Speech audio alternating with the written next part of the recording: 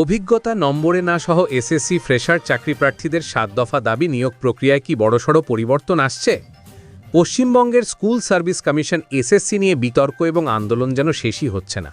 ২০১৬ সালের প্যানেল বাতিলের পর থেকেই একদিকে যেমন যোগ্য চাকরি প্রার্থীরা নিজেদের অধিকারের জন্য লড়ছেন, তেমনি নতুন বা ফ্রেশার চাকরি প্রার্থীদের ভবিষ্যৎ নিয়েও তৈরি হয়েছে গভীর অনিশ্চয়তা।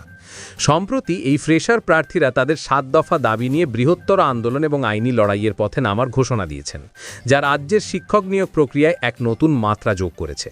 এই প্রতিবেদনে আমরা এসএসসি ফ্রেশারদের ৭ দফা দাবি, তাদের যৌক্তিকতা এবং এর ফলে তৈরি হওয়া পরিস্থিতি নিয়ে বিস্তারিত আলোচনা করব।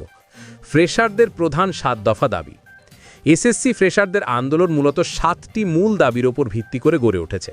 তাদের মতে এই দাবিগুলি পূরণ না হলে রাজ্যের হাজার হাজার যোগ্য প্রার্থীর ভবিষ্যৎ অন্ধকারে নিমজ্জিত হবে। আসুন দাবিগুলি এক এক করে দেখে নেওয়া যাক। ১. অভিজ্ঞতার নম্বরের এক্সপিরিয়েন্স মার্কস যোগের নীতির পরিবর্তন। আন্দোলনকারীদের প্রথম এবং অন্যতম প্রধান দাবি হল নিয়োগ প্রক্রিয়ায় অভিজ্ঞতার জন্য বরাদ্দ ১০ নম্বর ইন্টারভিউর পরে যোগ করতে হবে। তাদের মতে ইন্টারভিউর আগেই নম্বর যোগ করার ফলে অনেক যোগ্য ফ্রেশার প্রার্থী প্রাথমিক স্তর থেকেই পিছিয়ে পড়ছেন। ২. ২০১৬ সালের বাতিল প্যানেলের অভিজ্ঞতার মার্কস বাতিল।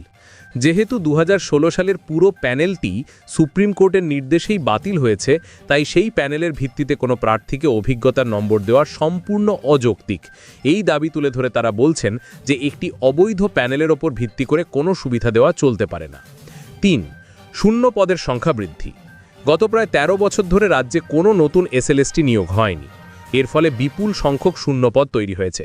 ফ্রেশারদের দাবি রাজ্যের প্রায় ৬ লক্ষ চাকরি প্রার্থীর কথা মাথায় রেখে শূন্যপদের সংখ্যা বাড়িয়ে অন্তত ১ লক্ষ করা হোক এবং প্রয়োজনে বন্ধ হয়ে যাওয়া স্কুলগুলো পুনরায় চালু করা হোক। ৪. রাজ্যের প্রার্থীদের অগ্রাধিকার। নিয়োগ প্রক্রিয়ায় ভিন রাজ্যের প্রার্থীদের অংশগ্রহণের ফলে রাজ্যের যোগ্য প্রার্থীরা বঞ্চিত হচ্ছেন বলে অভিযোগ উঠেছে। তাই তাদের দাবি রাজ্যের ছেলেমেয়েদের জন্য চাকরিতে অগ্রাধিকার সুনিশ্চিত করতে হবে। ৫. পরীক্ষা ও কাট অফ মার্কের অসঙ্গতি দূরীকরণ। লিখিত পরীক্ষার মোট নম্বর ৬০ হওয়া সত্ত্বেও কাট অফ মার্ক ৮০-র কাছাকাছি পৌঁছে যাচ্ছে, যা সম্পূর্ণ অবাস্তব এবং অনৈতিক।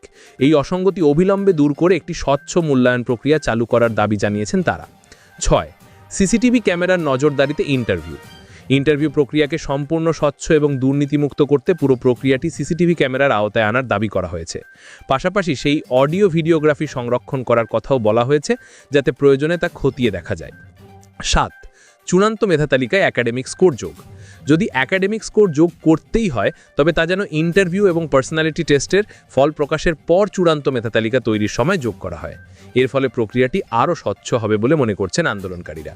এই দাবিগুলো নিয়ে ফ্রেশার প্রার্থীরা ইতিমধ্যেই আইনি পদক্ষেপ নেওয়ার প্রস্তুতি নিচ্ছেন এবং আগামী দিনে বৃহত্তর আন্দোলনের পথে নামার হুঁশিয়ারি দিয়েছেন। তাদের এই আন্দোলন রাজ্যের শিক্ষক নিয়োগ প্রক্রিয়াকে কোন দিকে নিয়ে যায়, সেটাই এখন দেখার।